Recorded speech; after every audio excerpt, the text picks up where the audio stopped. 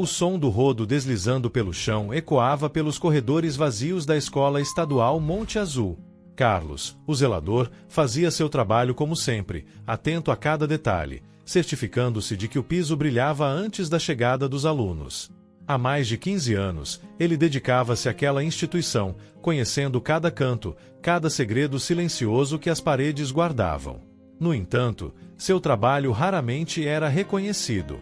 Para muitos, ele era invisível, apenas um homem de uniforme surrado e mãos calejadas pelo esforço diário. Naquela manhã, enquanto secava o chão próximo à entrada principal, um grupo de alunos passou por ele sem sequer notar sua presença. Alguns riam, comentavam sobre o próximo feriado, outros reclamavam das provas. Entre eles, estava Lara, filha de um dos professores mais respeitados da escola. Olhar altivo, uniforme impecável, ela lançou um olhar de desprezo para Carlos e sussurrou algo para suas amigas, que caíram na gargalhada. Ele fingiu não ouvir, mas por dentro sentiu o peso do preconceito, um sentimento que o acompanhava há anos. Os dias se seguiam com a mesma rotina, até que uma reviravolta inesperada aconteceu. O diretor, Sr. Augusto, convocou Carlos à sua sala. Ao entrar, ele viu Lara sentada ao lado do pai, os olhos vermelhos de tanto chorar. Sobre a mesa, um colar de ouro brilhava sob a luz fluorescente. Carlos, precisamos conversar sobre um assunto sério, disse o diretor, com um tom severo. Lara apontou o dedo para Carlos, acusando-o de ter roubado seu colar dentro do vestiário feminino.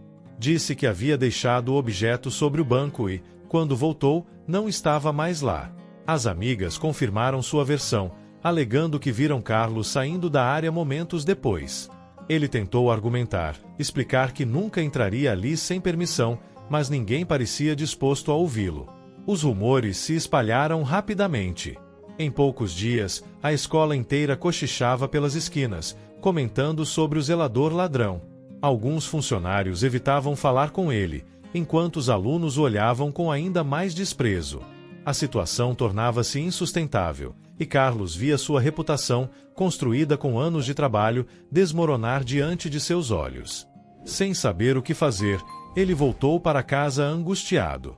Sua esposa, Marina, percebeu sua inquietação e insistiu para que ele contasse o que estava acontecendo. Após ouvir a história, ela segurou suas mãos firmemente e disse: "Você é um homem honesto, Carlos. Não pode deixar que essa injustiça continue. Vamos encontrar um jeito de provar sua inocência." No dia seguinte, Carlos decidiu agir. Pediu permissão para ver as imagens das câmeras de segurança, mas recebeu uma resposta negativa. As câmeras do corredor estavam desligadas naquele momento, disse o diretor, com um olhar de desconfiança. Algo estava errado. Ele sabia que as câmeras raramente eram desligadas durante o horário letivo. Determinada a ajudar o marido, Marina começou a investigar por conta própria. Conversou com alguns alunos discretamente e descobriu que, naquela mesma manhã, uma das amigas de Lara foi vista saindo apressada do vestiário com algo nas mãos. A pista era vaga, mas poderia ser a chave para inocentar Carlos. Enquanto isso, a pressão sobre ele aumentava. O diretor deu um ultimato. Se nenhuma prova de sua inocência surgisse, ele seria demitido. Lara e suas amigas continuavam a afirmar que o viram perto do vestiário. A injustiça parecia irreversível, e Carlos sentia-se impotente. Foi então que, numa tarde chuvosa, Marina conseguiu algo crucial. Uma faxineira que trabalhava na ala oposta da escola disse ter visto uma cena suspeita, uma das amigas de Lara escondendo algo no jardim. Carlos e Marina correram até lá, cavaram entre as plantas e, para seu espanto, encontraram um colar soterrado sob a terra úmida. Com a prova em mãos, Carlos voltou à escola, determinado a esclarecer a situação. Porém, ele sabia que apenas o colar não seria suficiente. Precisava fazer com que a verdade viesse à tona, e para isso, precisaria agir com inteligência. A história ainda estava longe de terminar, mas pela primeira vez, ele sentia que tinha uma chance real de provar sua inocência. O clima na escola estava cada vez mais pesado para Carlos. Mesmo com o colar em mãos, ele sabia que precisava de uma confissão ou de uma prova mais concreta para reverter a situação. Ele e Marina decidiram aguardar o momento certo para agir. Enquanto isso, Lara e suas amigas continuavam a manter a versão de que tinham visto o zelador perto do vestiário. Na manhã seguinte, Carlos percebeu que alguns alunos já olhavam para ele com certa dúvida. O boato de que ele poderia estar sendo injustiçado começava a se espalhar. Marina sugeriu que eles tentassem pressionar a amiga de Lara que tinha sido vista no jardim. Se ela soubesse que a verdade estava vindo à tona, poderia ceder. Carlos aproveitou um intervalo para se aproximar discretamente de Beatriz, uma das amigas de Lara. Com um tom calmo, mas firme, ele mencionou que o colar tinha sido encontrado e que logo tudo viria à tona. O olhar da garota tremeu por um instante, mas ela rapidamente se recompôs e saiu apressada. Mais tarde naquele dia, Lara confrontou Beatriz no pátio. Por que você está nervosa? Não tem nada para se preocupar, não é? Perguntou, estreitando os olhos. A amiga hesitou, mas antes que pudesse responder, outra aluna, Sofia, se aproximou e sussurrou algo no ouvido de Lara. Algo que fez seu rosto perder a cor. Enquanto isso, Carlos decidiu recorrer à professora Ana, uma das poucas que acreditava em sua inocência. Ele contou sobre a conversa com Beatriz e mencionou o comportamento estranho de Lara. Ana prometeu ajudar discretamente, buscando mais informações entre os alunos sem levantar suspeitas. No final da tarde, Marina encontrou uma nova pista. Uma troca de mensagens entre Lara e Beatriz circulava entre os alunos, insinuando que o colar tinha sido escondido propositalmente para incriminar alguém. As palavras eram vagas, mas era o suficiente para plantar mais dúvidas na versão das garotas. O diretor, ao tomar conhecimento das novas informações, hesitou em tomar uma decisão. Ele chamou Lara e suas amigas para uma conversa privada. Questionada diretamente, Lara tentou manter a farsa, mas Beatriz, pressionada pelo medo e pela crescente suspeita da escola, acabou cedendo. Com lágrimas nos olhos, confessou que tudo não passava de um plano cruel para humilhar Carlos. A verdade começou a se espalhar rapidamente, mas Lara ainda não estava disposta a assumir a culpa. Foi um mal-entendido, tentou argumentar, mas a confissão de Beatriz já havia virado o jogo. Aos poucos, a confiança que os alunos tinham em Lara foi se desfazendo e o peso da mentira caiu sobre ela. Carlos sentiu um misto de alívio e tristeza. Sua reputação estava sendo restaurada, mas o amargor da injustiça ainda o corroía. O diretor pediu desculpas publicamente e garantiu que medidas seriam tomadas.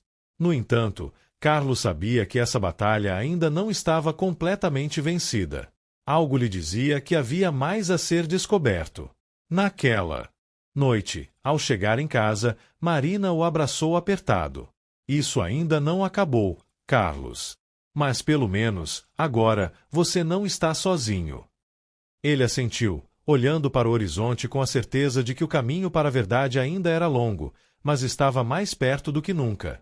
Nos dias que se seguiram, a tensão na escola não diminuiu.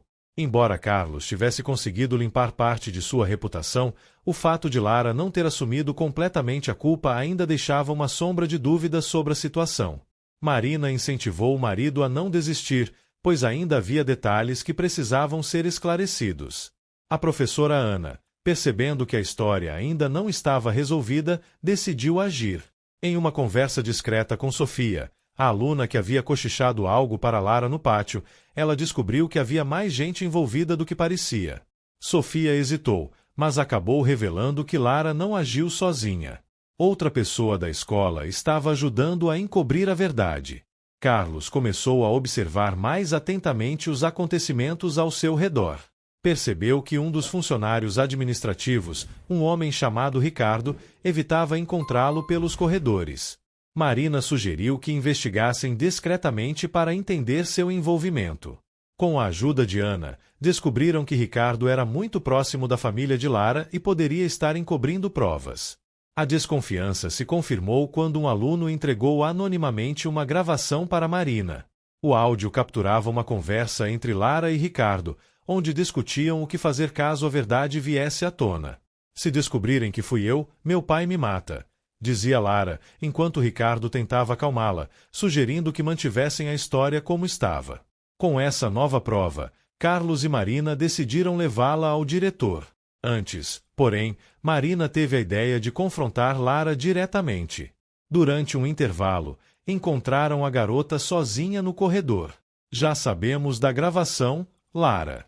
É questão de tempo até que tudo seja revelado, disse Marina, observando o nervosismo estampado no rosto da jovem.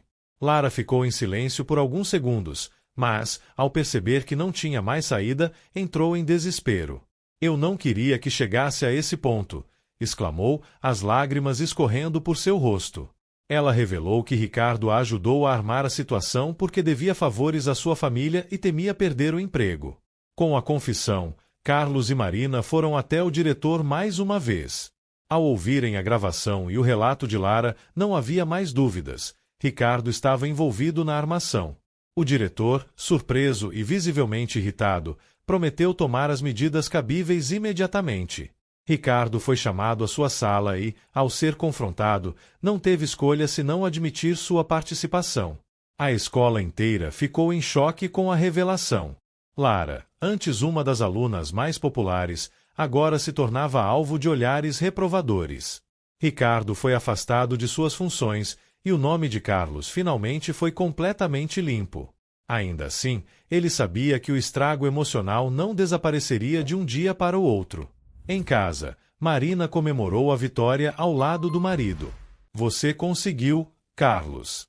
A verdade sempre aparece, disse ela com orgulho. Ele sorriu, mas sentia que aquela experiência havia lhe ensinado uma grande lição sobre justiça e perseverança. Mesmo com tudo resolvido, algo dentro dele ainda o fazia refletir. Ele percebeu que sua batalha não era apenas contra aquela injustiça específica, mas contra um sistema que frequentemente desprezava aqueles que trabalhavam nos bastidores. Era o início de uma nova fase, e Carlos estava pronto para enfrentar o que viesse pela frente. Carlos retornou à escola nos dias seguintes com um misto de alívio e apreensão. Embora sua inocência tivesse sido provada, ele ainda sentia os olhares dos alunos e funcionários. Alguns expressavam arrependimento por terem duvidado dele, enquanto outros evitavam qualquer contato.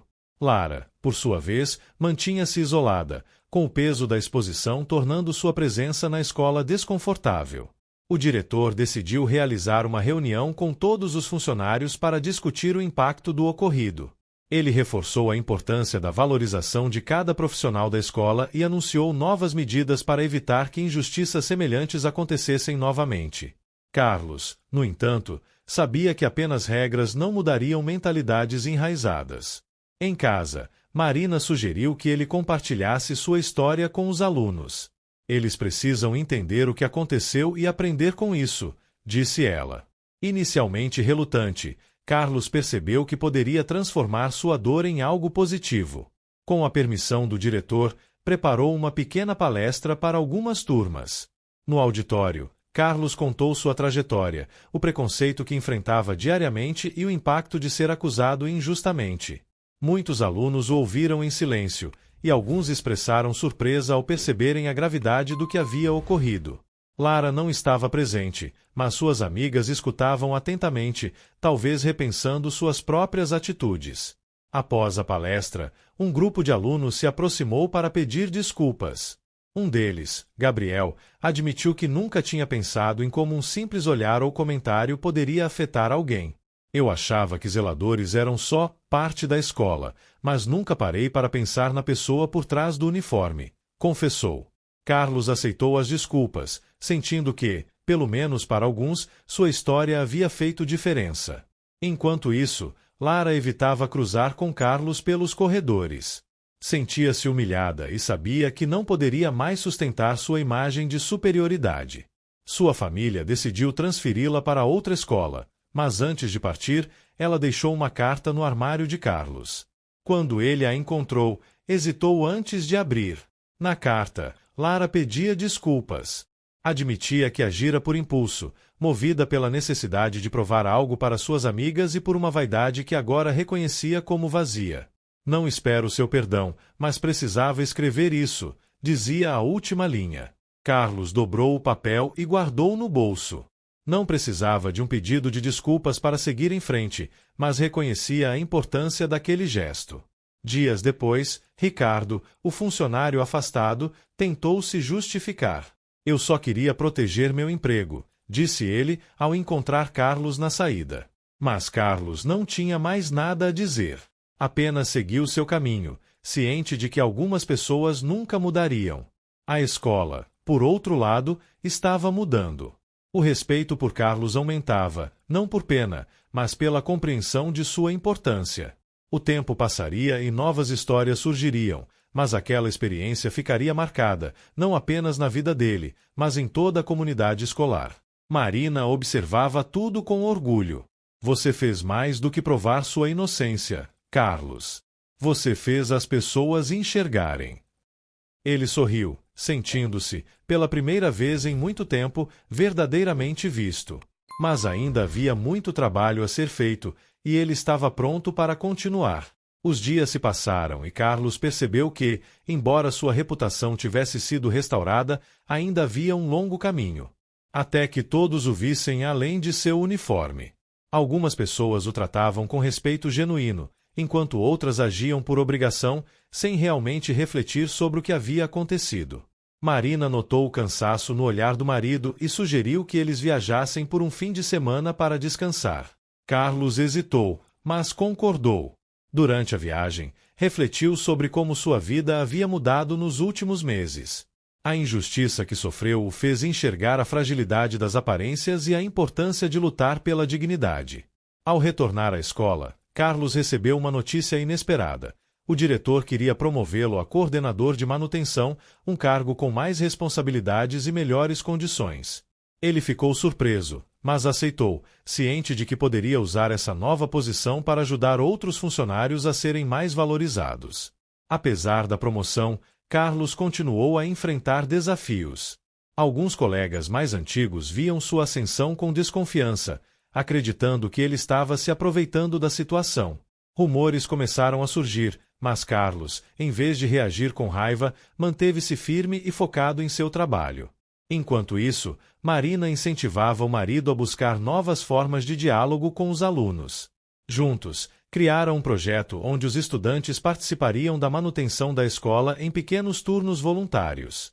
A ideia era que aprendessem na prática o valor de cada função dentro da instituição. O projeto foi recebido com entusiasmo por alguns e ceticismo por outros, mas logo os primeiros alunos começaram a participar. Gabriel, o estudante que havia se desculpado anteriormente, foi um dos primeiros a se inscrever. Durante uma manhã de limpeza, confessou que nunca imaginou o esforço necessário para manter a escola em ordem. Com o tempo, mais alunos aderiram ao projeto, e a relação entre funcionários e estudantes começou a mudar. Os funcionários se sentiram mais respeitados, e os alunos passaram a enxergar a escola de maneira diferente. O diretor ficou impressionado e elogiou Carlos pela iniciativa. Enquanto isso, Lara, agora em uma nova escola, entrou em contato com uma de suas antigas amigas e perguntou sobre Carlos. Ela soube do projeto e ficou surpresa ao ver que ele havia transformado sua experiência negativa em algo positivo. Pela primeira vez, sentiu um verdadeiro arrependimento pelo que havia feito. Em uma tarde chuvosa, Carlos recebeu uma mensagem inesperada. Lara queria se encontrar com ele. Marina ficou apreensiva, mas Carlos, com sua natureza generosa, decidiu ouvir o que a jovem tinha a dizer. No dia seguinte, ela apareceu na escola, visivelmente diferente. Eu queria pedir desculpas pessoalmente, disse, sua voz carregada de sinceridade. Carlos ouviu em silêncio e, ao final, respondeu: o importante não é o que aconteceu, mas o que aprendemos com isso. Lara assentiu, emocionada. Ela sabia que nunca poderia apagar o passado, mas podia tentar ser uma pessoa melhor no futuro. Carlos, por sua vez, sentia que sua jornada estava apenas começando.